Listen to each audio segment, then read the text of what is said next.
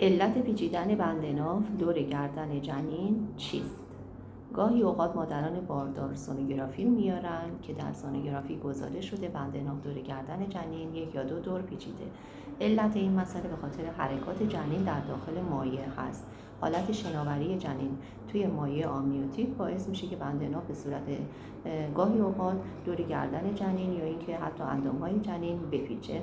در افرادی که میزان مایع آمنیوتیکشون بیشتر هست، در افرادی که طول بند ناف جنینشون بیشتره و در چند قلوی‌ها 2 قلوی‌ها این مسئله بیشتر دیده میشه.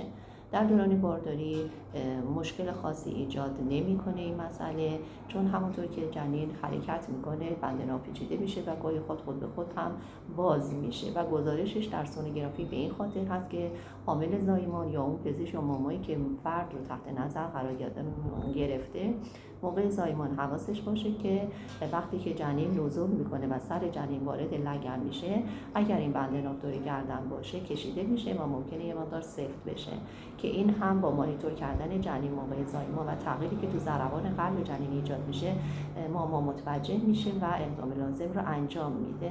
به جز اون در هر وقتی که این مسئله هست، برای اینکه مادر خیالش راحت باشه که مشکلی ایجاد نمیشه، فقط حواسش به حرکات جنین باشه. مواقعی که حرکات جنین کاهش پیدا کرده سریع به پزشک یا ماما مراجعه میکنه. پس مادر عزیز نگران این مسئله نباش. بند ناف دور گردن در دوران بارداری باعث خفگی جنین نمیشه. تشکر.